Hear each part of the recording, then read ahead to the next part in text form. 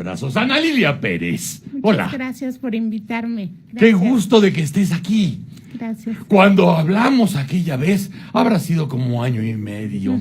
Ya nos hipnotizabas con toda esta información a propósito de las plataformas, Sí. que era como escuchar un relato peliculesco que no podías casar con la realidad.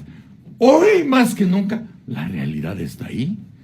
La vida no solamente te da la razón porque siempre la tuviste, sino pone esta realidad en tercera dimensión. Pues siempre estuvo ahí la Ahí realidad, está, pero así es. a muchos convenía que no se reflexionara, que la gente de fuera de la industria petrolera no se diera cuenta de cómo estaba esta rapiña a todos niveles, porque eso es una rapiña desde las altas esferas hasta el trabajador que dice, la lógica era, si el de arriba roba, porque yo no robo.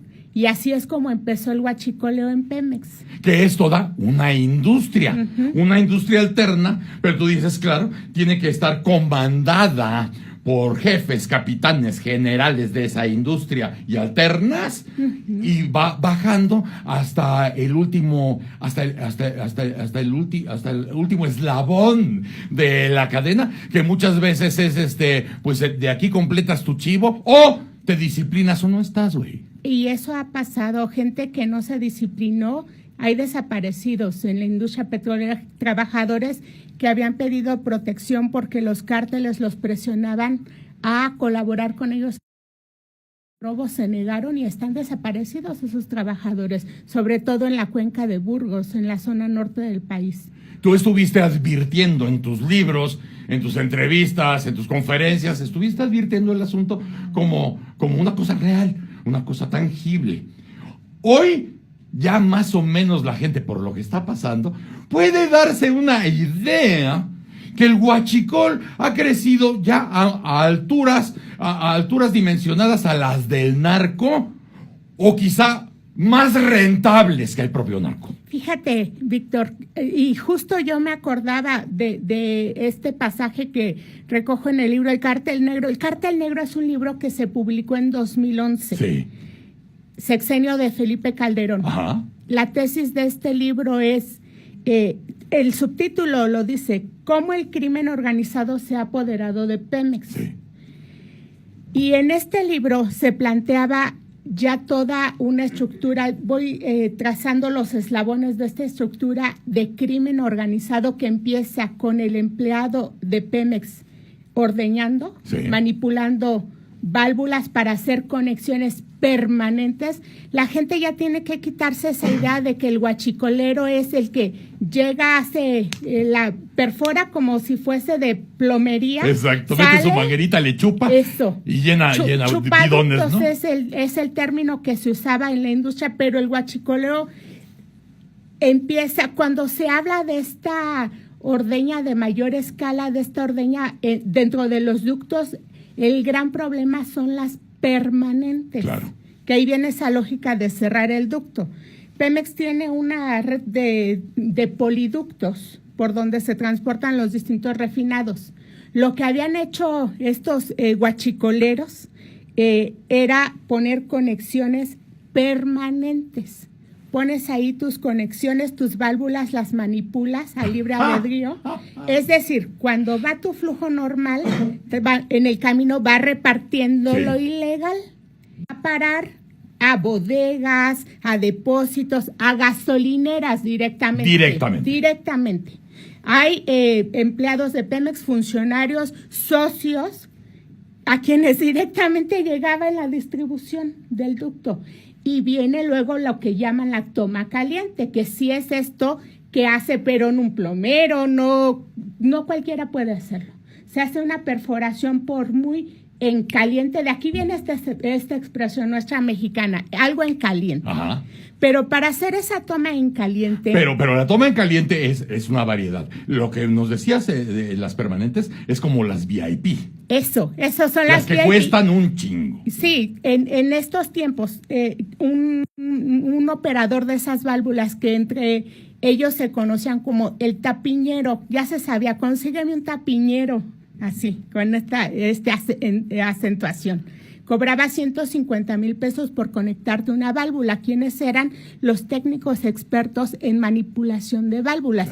Y son estas que hemos observado que son las que se tienen que ir desactivando poco a poco, porque tus ductos están infestados de eso, Víctor. El gran problema aquí, hay muchas implicaciones. ¿Quién tenía esos atlas de ductos de Pemex? Y esa es información clasificada como confidencial. Pemex y las áreas de seguridad nacional. Sí. En la administración de Felipe Calderón se decide compartir esos atlas con gobernadores y alcaldes. Pero valga. Y entonces ves cómo se dispara el robo. Pero parece una acción a propósito de incentivar la otra industria alterna. Bueno, aquí tenemos un problema que fue creciendo, yo lo digo así tajante, que es un Pemex dentro de Pemex, pero operado por el crimen organizado. Y ahora que dices, si se convirtió en más negocio para el narco, por supuesto. Sí. Y desde el año 2011, yo ya lo había dicho. Es más barato, ¿no? Decían los narcos, y te lo digo por diálogos con gente de los Zetas, que le decían a los militares que custodiaban los ductos: nuestro negocio es el narco, pero está muy flojo y aquí ganamos más. Entonces, en este libro, una de las tesis que se comprueban es cómo cuando oficialmente el gobierno decía que estaba una guerra contra el narco asociado con gente de Pemex, con grupos empresariales, con transportistas, con contratistas, estaban ya teniendo sus propias franquicias gasolineras, estaban mandando el hidrocarburo robado a Estados Unidos, se lo vendían a las empresas que antes le compraban a Pemex. Así no le compres a Pemex, cómprame a mí, yo te doy más barato mucho y te lo mando más en friega. Mucho más barato, más efectivo. Por eso es que en este tema el asunto del lavado de dinero es algo medular. Pero, Víctor, el cártel negro ya identificaba gasolineras de gente de los cárteles de la droga. Sí. Gasolineras que lavaban dinero. Claro. Y en este libro se decía que ya había muchas gasolineras que habían dejado de comprarle a Pemex para comprarle a los ordeñados. ¡Tal cual! Y entonces cuando tú ves lo que hoy es como quitarle un velo a algo que siempre estuvo documentado aquí. Y este libro se hizo incluyendo esos expedientes internos de Pemex que se clasificaron como confidenciales. Se reservaron y que pude tener yo acceso a esos documentos. Yo me acuerdo que una parte importante de esta información, o para tener acceso, hice uso de las leyes de transparencia. En ese tiempo, Pemex designó 10 abogados a litigar en mi contra. No me digas. Yo no soy abogada, yo soy periodista. Y mi argumento era que los ciudadanos tenían derecho a saber lo que ocurría con Pemex, porque es la principal empresa de este país. Es un tema de interés público. Y el argumento de los abogados fue que yo hacía un uso excesivo de mi derecho a la información. No tenía yo llenadera. Te excedes en el derecho. Y así quedó asentado en las actas. ¿Así quedó? Sí, en las actas ante el IFAI. Las actas que son públicas pueden revisarlo, y esos eran sus argumentos, que me excedían mi derecho a la información. En esos sexenios, en esos años, era imposible que alguien te diera la razón de este asunto, por muy evidente que fuera. Pero y tenían que frenarte. ¿En qué radicaba o por qué era imposible? ¿Por qué había esa intención, Víctor? Porque mientras los jefes estaban operando sus propios negocios, sus gestorías para petroleras, para compañías que ellos mismos hicieron, si tú revisas los exdirectores de Pemex, todos tienen o sus propias empresas o están vinculados a ellas. Estaban los señores muy ocupados haciendo sus negocios en la misma torre donde quienes tenían a su cargo el área de ductos en el mismo edificio, sí, estaban operando la ordeña a gran escala. Entonces, ¿a quién no le interesaba? Pues a los mismos cómplices de todos estos hurtos. Pero además, cuando el narco se mete al asunto, realmente no hay inversión del narco. Nada. O sea, todo es para el campeón. Y no solo eso, hay casos de gente de Pemex en las regiones petroleras que llega y le dice el narco, y eso está dicho ya desde que salió este libro. ¿Sabes qué, mijito? Tu plaza es mía. Vas a firmar tu renuncia y la va a tener porque el narcotráfico tiene empresas contratistas claro. de Pemex, Sí. empresas fachada, todo este rollo de... Es corporativo. Víctor, todo este rollo de las empresas fachada, Sí. de las facturas falsas, toda esta modalidad que después se generó en lo que llaman las estafas al gobierno, Sí.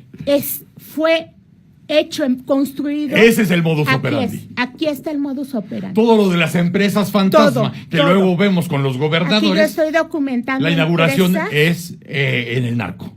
todo y operado, su prueba fue en Pemex, pudieron hacerlo a gran escala y después salpicaron otras áreas de gobierno. Porque además supimos y vimos cómo se diversificaba el narco. Así es. ¿No? Así vamos es. a ir en la guerra contra el narco y aquellos que no son pendejos, vamos a diversificarnos. Sí. Se hicieron amos del secuestro, se hicieron amos de la extorsión y desde luego cuando los Zetas se hace encargo de las plazas del Huachicol, llegando como dice Ana Lilia, oye, tú ya no operas aquí, va a operar el señor y le rindes cuentas. Así Sabemos quiénes son tus hijos, dónde estudian, dónde está tu señora y cómo se llama. Así tranquilo.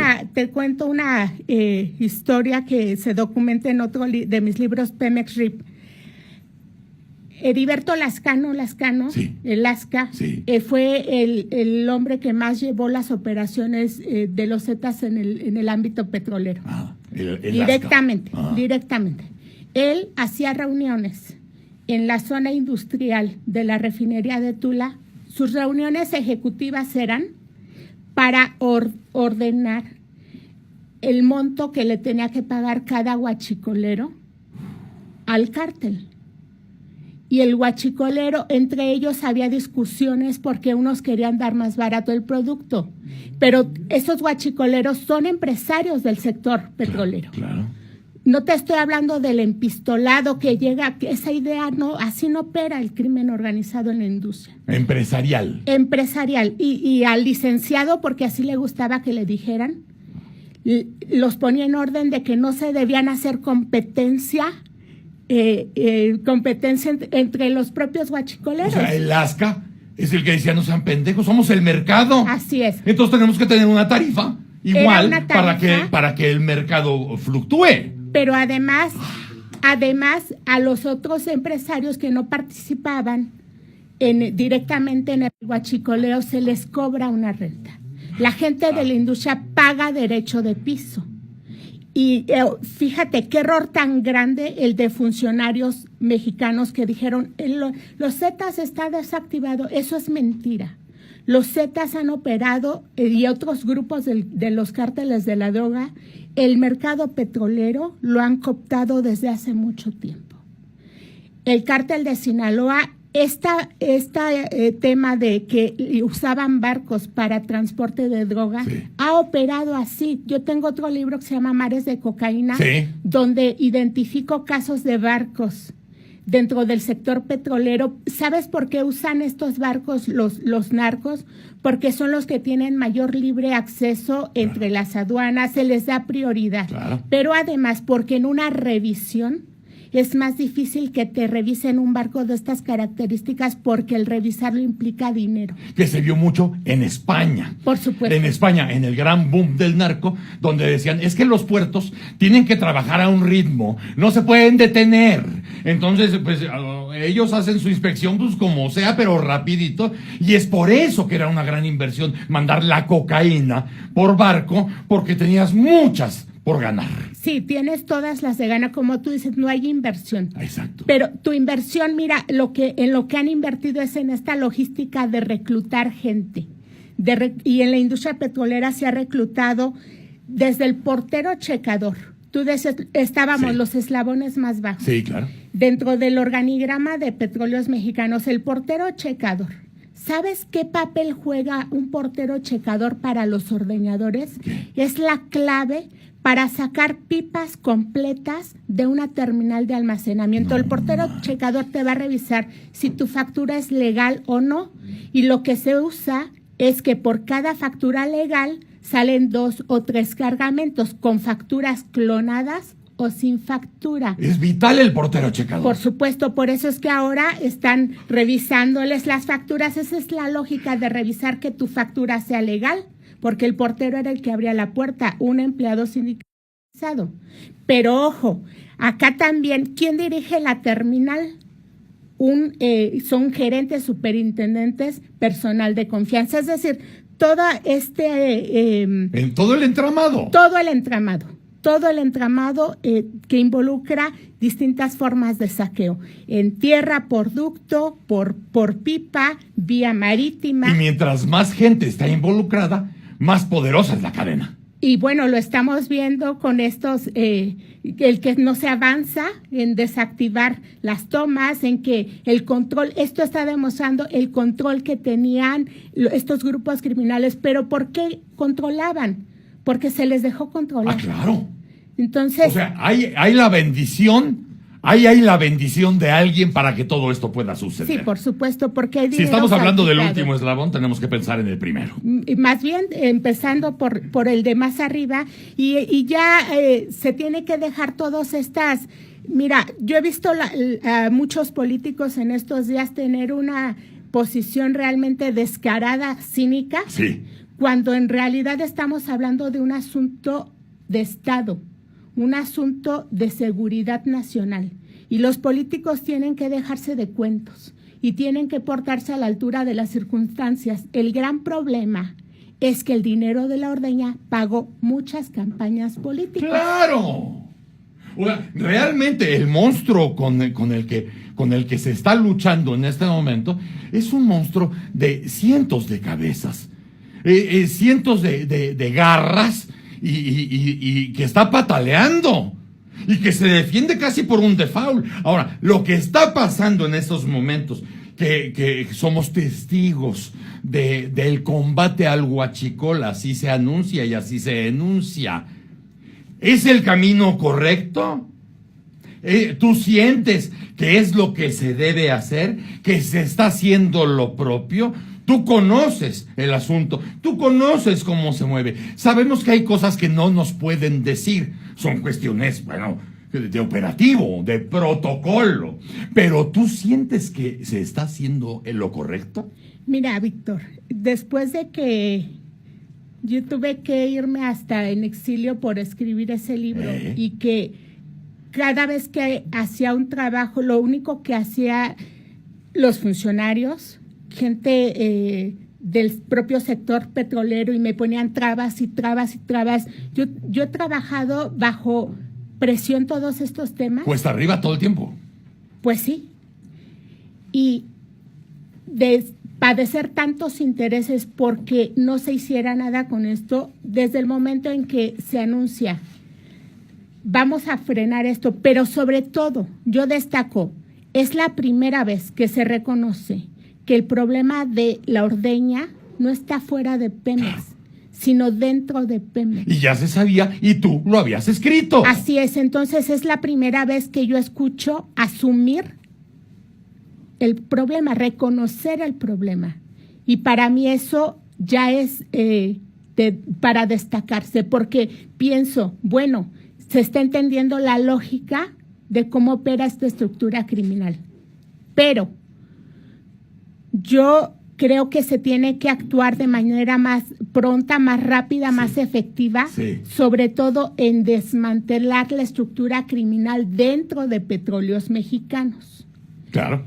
Y el eslabón es clave. O sea, tú dices, tiene que meterse un chingadazo relámpago para no dejar que reaccionen.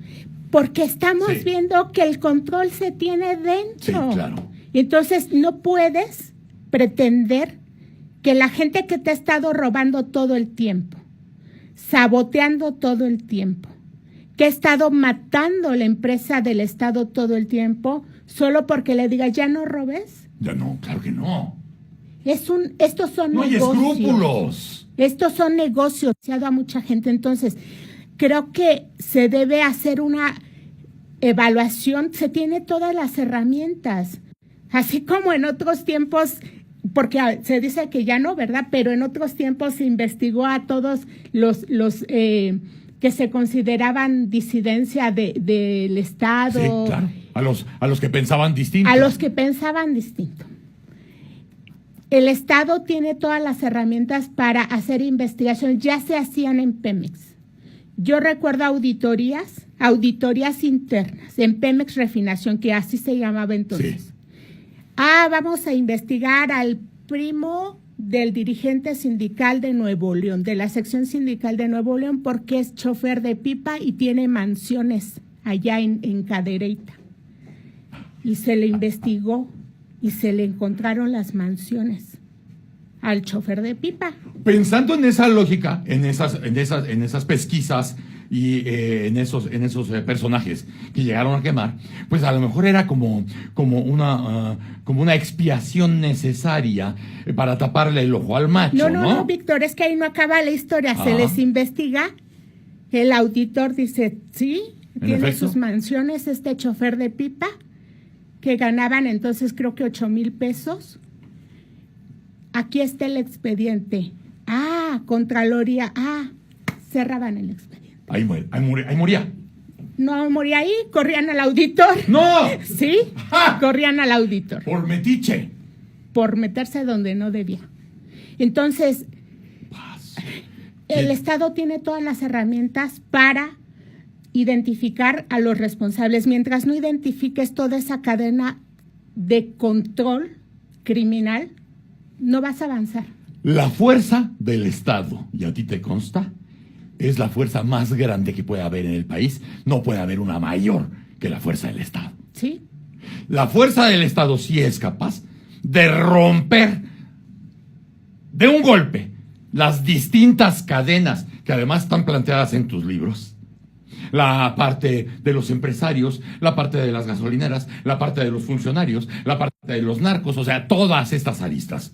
Solamente la fuerza del Estado. Pero tu recomendación sería que fuera un movimiento relámpago con esa fuerza. Pues se tiene que empezar primero. ¿Sabes? Ya dijiste que tienes el enemigo en casa, porque el crimen está dentro, ¿verdad? Ya se reconoció. Se reconoce. Entonces, ¿qué haces? Pues sacarlo, ¿no? Primero. Porque sí, está bien todo el despliegue. Lo de los ductos, insisto, a la gente le debe quedar claro que es algo lógico, porque necesitas desactivar todas esas conexiones permanentes. Claro. ¿No? Porque es verdad que en cuanto lo abres, va a seguir surtiendo los depósitos clandestinos. Eso es cierto. Es algo técnico. Cuando se cierra el ducto se hace algo que le llaman corrida de diablo. Sí. Para que vaya identificando esa corrida de diablo. Acá hay una, acá hay otra, y van, para hablarlo en términos como muy coloquiales, y van sellando y empaquetando el ducto. Pero sabes que la gente de adentro y de las plantas y de las terminales es quien participa en eso. Bueno, tienes que acelerar la investigación interna. Pero ¿sabes el bien que has estado haciendo a este país? Pues yo lo he padecido, Víctor. No, pero el bien que estás haciendo para todos nosotros es acervo. Si un día de estos el director de Pemex o la secretaria de Energía sí aceptan ir a comparecer, ya sabes que por lo menos un diputado tendría que preguntar, oiga, ¿nos puede decir cuántas conexiones permanentes se encontraron en qué ductos? Sí. Para decir, estamos hablando de lo mismo, cabrón. Infórmame. Y si no puedes informarme, dime que es información reservada porque es de seguridad nacional. Pero no me dejes en vilo. Sí, aquí finalmente, Víctor, el trabajo del periodista fue primero revelar, porque ese libro reveló toda una estructura paralela. Encuero la situación. Encuero como la tesis de ese libro, cómo el crimen organizado se ha apoderado de Pemex, cómo lo cooptó. Y está ahí, están los documentos. Ahí está. Los documentos, todos mis libros tienen el respaldo documental porque yo sí doy nombre y apellido de la corrupción. Así es. Y el trabajo del periodista se hizo de manera cabal. Nadie ha refutado un dato de mis libros. Nadie. A mí es lo que te decía cuando llegaste que me da tanta ternura. Resulta ahora que Ana Lilia Pérez sabía todo, pero sí, ¿cómo no hasta lo publicó?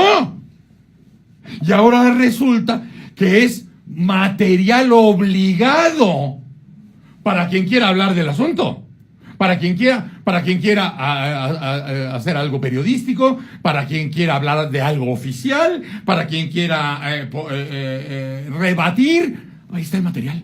Y estuvo siempre el material. Sí. Ahora que dices este tema de las plataformas, que sí. de verdad sonaría como ¿qué película te gusta? Que llega un grupo y desmantela una plataforma a plena luz del día, con todas las fuerzas alrededor. Ocean's 11. Bueno, mira, en México, ¿te acuerdas de esa película de piratas de Capitán, la que hace Tom Hanks? ¿Cómo se llama? Phillips.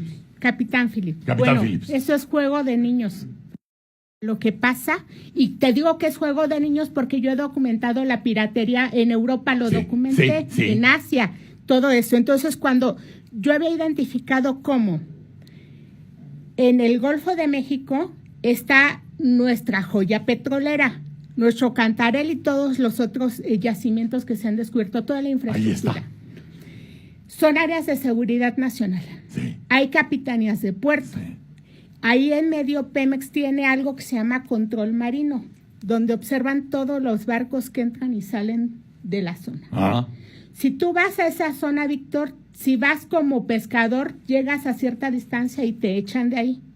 Si vas a visitar, no puedes entrar, no puedes. Y para entrar a una zona de plataformas debes usar ropa especial, te vigilan todo, te dejan entrar sin ningún equipo. Los trabajadores les revisan todo. Bueno, aparte de que yo documenté cómo entraba y salía droga en esa zona, llegan lanchas a plena luz del día, entran a la zona y desmantelan plataformas.